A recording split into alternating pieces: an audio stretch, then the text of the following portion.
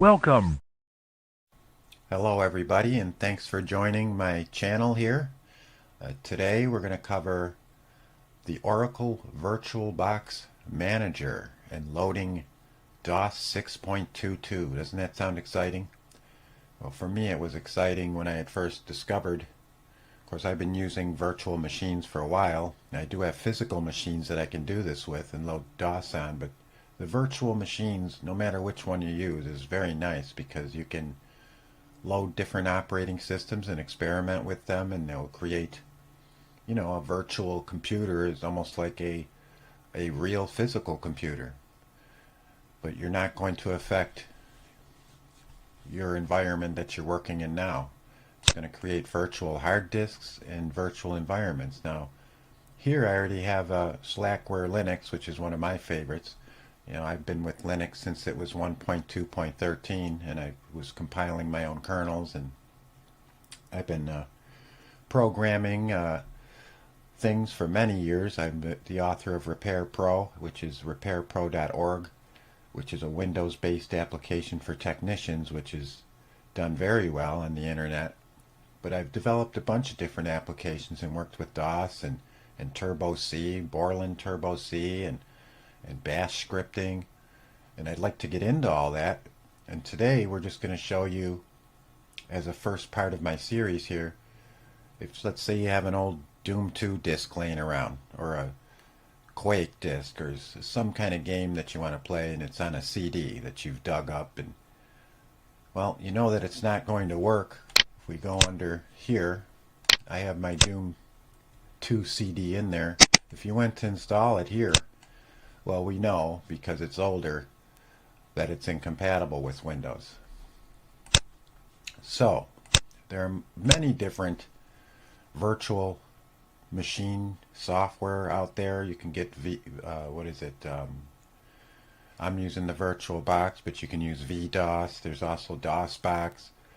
Today we're going to go into it where we're going to recreate it just the way it used to be back in the day. We're going to use the original DOS diskettes for 6.22, and I do have floppies that I already have here.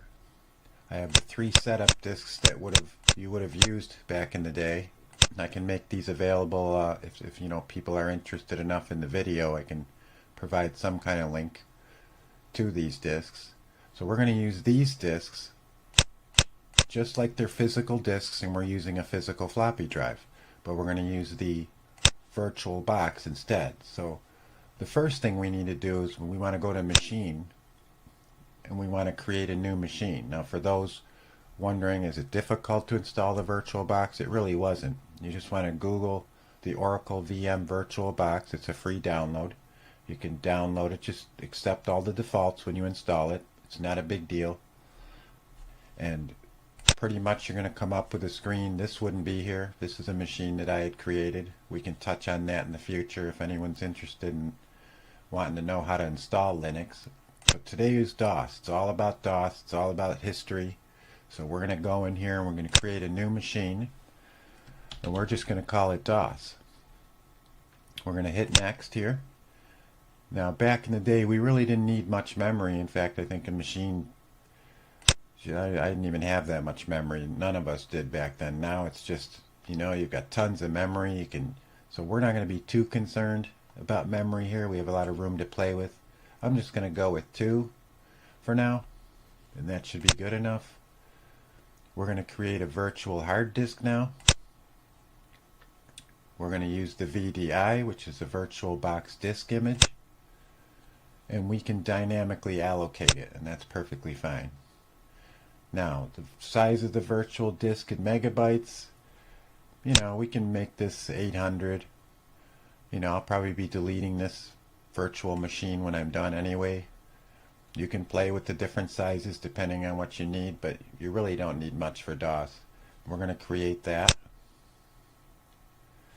So now our machine has been created and it's powered off, but there are a few things that we need to do, because if we just clicked on this, in fact, let's do that and let's see what happens, because we don't have any boot disks.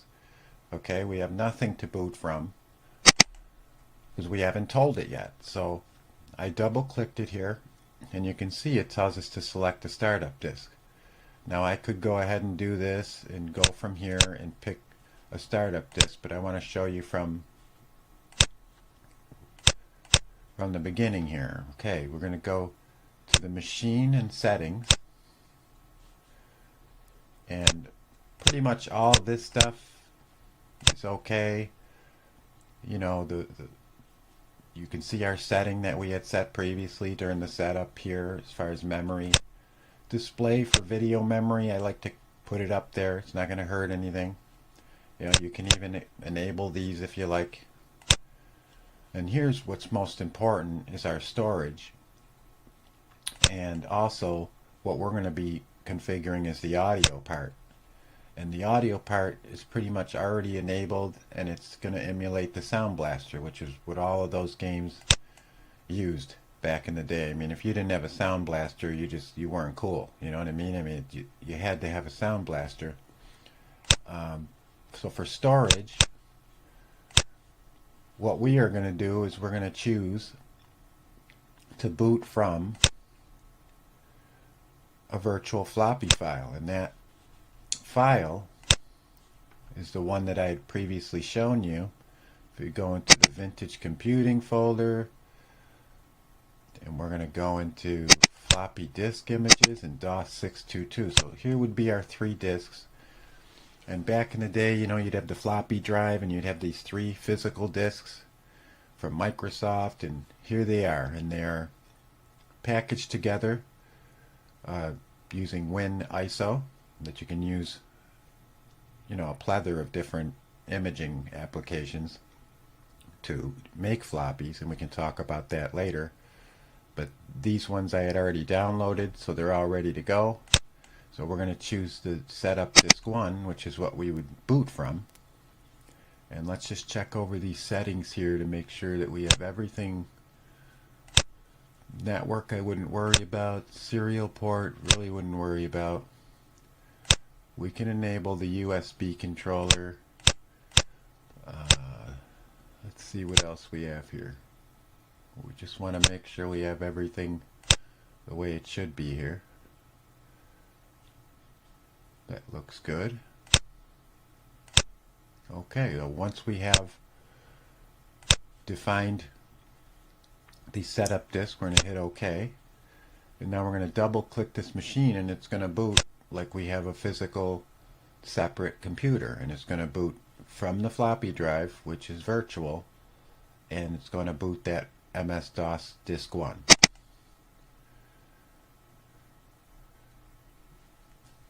So it's booting up here, and this is going to bring back memories for a lot of people, I'm sure. And we've come to our DOS setup. So we're going to press enter. We're going to configure our unallocated disk space. Now remember, this isn't your physical hard drive. You don't have to worry. This is a virtual drive that's created within the VirtualBOX. So you can do anything with it. You can get a virus on it. It's not going to hurt your existing Windows setup here, okay? So we're going to configure unallocated space, and it says it's set up where we start your computer, and it is restarting the virtual computer. It's formatting the drive. The date and time is fine for me. I'm going to put things in the C:DOS folder. Now, just as you would switch a physical floppy, we have to specify setup disk 2. So how we do that is we go back into the machine, into the settings, into the storage area, click on the setup disk 1 image, and we're going to pick another virtual file, which is going to be disk number 2. So it's almost like we're physically swapping the floppies out of our floppy drive, but we don't actually have a floppy drive. So hit OK. Press enter. Now we're going to do the same thing for the final disk, which is disk 3. Go to storage, choose the virtual file, and we're going to choose disk 3. Click OK, press enter. Now it tells us to remove all of our disks from the floppy drive. So we're going to go to the machine into settings again, storage. Click on our setup disk 3, which is our final disk for DOS. click on the little disk here, and we're going to remove the disk from virtual drive. Okay? And then we're going to press enter. So now DOS is installed, and we're going to restart our computer by pressing enter. And it does bring back memories, doesn't it? Smart drive, huh? Good old smart drive. Alright, we're going to do a directory here. Now, of course, the people who have worked with DOS since its beginnings, or maybe you've worked with it after its beginnings sometime in the past, you've realized that it really doesn't have much to it. You're not going to have any CD drivers or anything like that. Usually your sound drivers, you would have to use the config.sys file, and you would have to do a device equals in here for your sound blaster. But since we're using the VirtualBOX, it does make it a little easier because it does have Sound Blaster emulation. So what we're going to do here is there are a few things we need to do because we have Doom on a CD and we don't have CD access right now. Okay, so there's a couple things we need to do, and the first thing we need to do is we're going to mount a floppy which has a cd-rom driver included on it, and we're going to extract those files and we're going to configure it. So let's go into machine, and just like we're swapping a disk out again, I'm going to go to storage, and I want to choose my disk that I previously made with WinISO, which is an image of the cd-rom driver disk. So I'm going to go back into the vintage computing. Of course, this folder is my folder. You can configure and have files where you want. This is just where I'm putting them, and I have a floppy image folder, and I have a cd-rom driver. I should delete that folder. I don't know why I have that there. I'm going to get rid of that. We're going to go into the floppy disk images, and this small collection here that I have of different things that I've created WinISO images for, so I can mount them. But we're going to choose the cd-rom image, and we're going to hit OK. Now when we go into the A drive, we now have our cd-rom exe file, which was on the virtual floppy that we just mounted. So what I want to do is I'm just going to create a directory called cd-rom. I'm going to go back to the A drive, and I want to copy. I could just say cd-rom exe, but I'm going to do all because there's only one file, so it's really not going to matter. And I'm going to put that into the cd-rom folder. Now I'm going to go back to C, and I'm going to cd to the cd-rom folder, and as you can see, there's our file. So what good is the file really? Well, it's no good the way it is because it's an executable file, and we need to extract it. It's a self-extracting file which within it contains a bunch of different files, and one of them that we need is the VIDE driver, which is a cd-rom driver from back in the day. So we're going to run the cd-rom program and let it extract the files. Now when we do a directory, you can see we have a bunch of different files. The one that I'm really interested in though is going to be the vide-cdd.sys file. And there's also another one that we're going to be interested in, and that's going to be, I must have butter on my fingers, I don't know what's happening here, is the msc.exe. You need that, and you're going to need that sys driver to get this CD to work. So let's go ahead and try to make this work here. Now back in the day, how you configured anything was through the config.sys file. So we're going to edit it, and that's going to bring us up here. And what we need to do is add a device statement in here for the VIDE sys file, and we have to specify a /d colon, and we're using the MSCD 001. Okay, that's going to be the device ID. Now as long as we use that same device ID with MSCDEX, we shouldn't have any problem. So we're going to save the file. Now we're going to want to go into our autoexec.bat file. When these two files pretty much control everything when it comes to DOS. The boot up, the environment, the paths, all kinds of things, configurations. And what we're going to do in here is, for the heck of it, I'm just going to add to this path. You don't always have to do this, but it's nice because then no matter what folder you're in, you can call a batch file or a program and it will search that path statement first, and instead of you having to be in the current directory to run it. Okay, so that's something we'll touch on later. I want to get into some batch file programming, and I have a bunch of programs that I've written that hopefully I can teach some people some of that stuff, because it is interesting, at least to me, and I hope you're interested.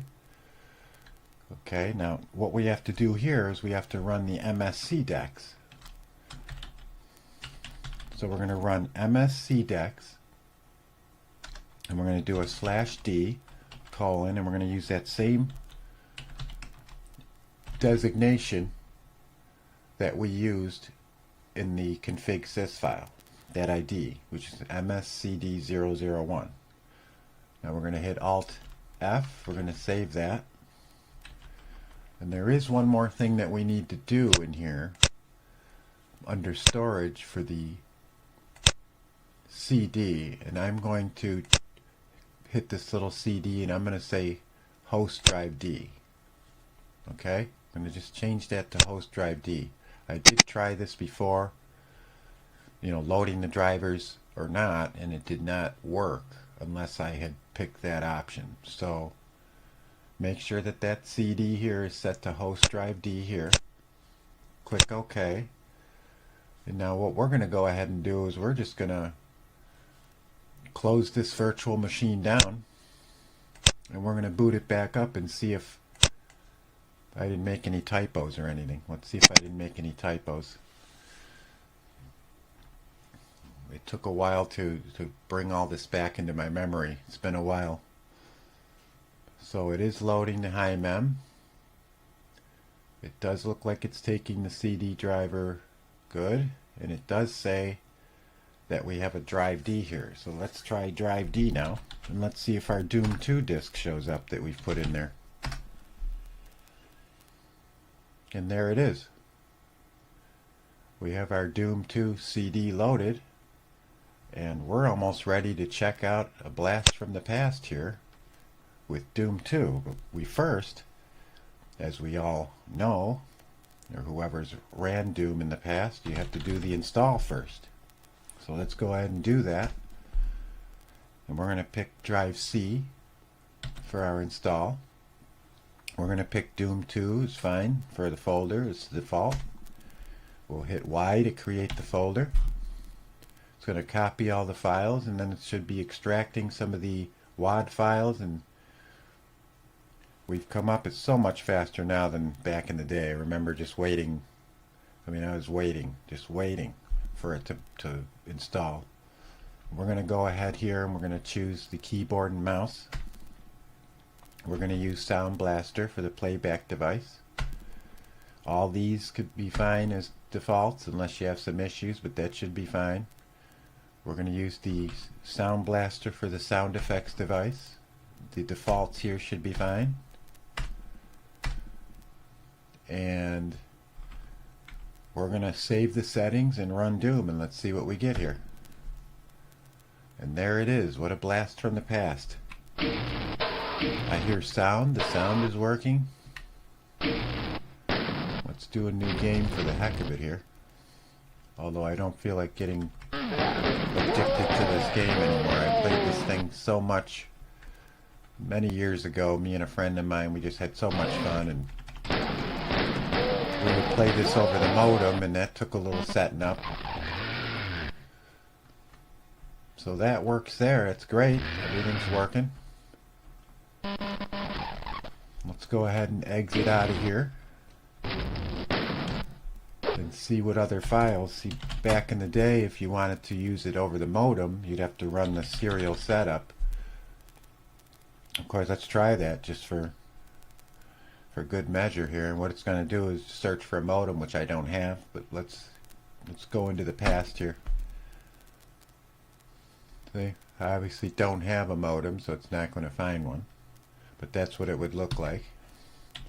And there was also the IPX setup, which you could use to connect over an IPX connection if you were going to play over a local network. Now with me, I used to use NetWare Lite. I think it was NetWare Lite 3.11 or something like that. And it really worked great with Doom. I had it working perfectly.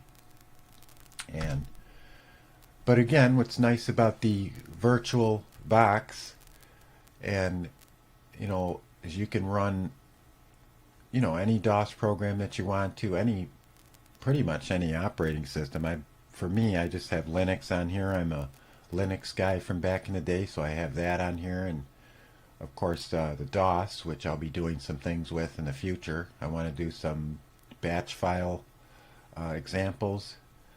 If anyone's interested in that, we can get into some Borland C. We can get into creating some batch files.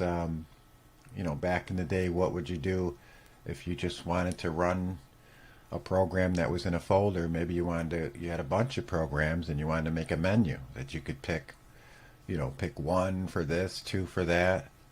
Those are all things that I'd like to do in the future, time permitting, of course. But for today, that was Oracle VM VirtualBOX and DOS 6.22 and getting an old Doom 2 CD to run again. And I appreciate you viewing my video. If you like it, you can hit subscribe, and I appreciate your support. And for now, this is Frank saying have a good day, and thanks for watching my video.